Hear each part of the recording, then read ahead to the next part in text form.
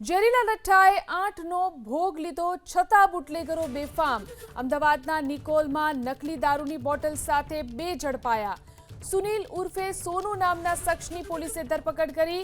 પોલીસની કાર્યવાહી સમયે દિનેશ નામનો શખ્સ ફરાર થવામાં સફળ રહ્યો। સસ્તી બ્રાન્ડના વિદેશી દારૂમાં પાણી અને બ્રાન્ડ મુજબ ફ્લેવર નાખીને વેચાણ કરાતું હતું। દિનેશ નામના વ્યક્તિના ઘરે બનાવટી દારૂની બોટલો તૈયાર કરાતા હોવાનું ખુલ્યું છે। દિનેશના ઘરેથી પોલીસે કેમિકલ ભરેલી બોટલો જપ્ત કરી। દિનેશના ઘરેથી મોટા પ્રમાણમાં બ્રાન્ડના સ્ટીકર પણ મળી આવ્યા છે।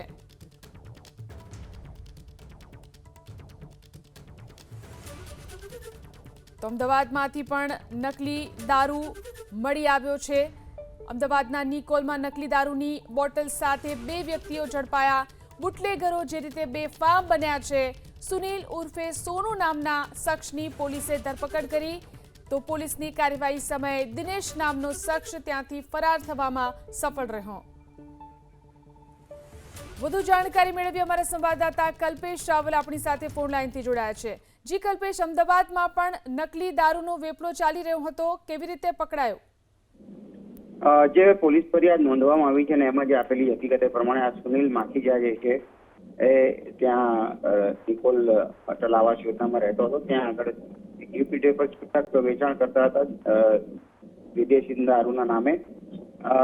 એસએમસી અને નિકોલ પોલીસનું સંયુક્ત દરોડા પાડવામાં આવ્યા હતા અને ખ્યાલ આવ્યો કે આ લોકો સસ્તી બ્રાન્ડના જે દારૂ જે છે એ મોંઘી બ્રાન્ડના નામે વેચતા હતા અને આખો માસ્ટર માઇન્ડ છે જે અત્યારે ફરાર છે દિનેશ છે એ ત્યાં ચામુંડા બ્રિજ નજીક આવેલા એક બંગાળના કારખાનામાંથી મોંઘી બ્રાન્ડની બોટલો એના સ્ટીકર્સ ને ઢાંકણ લેતા હતા।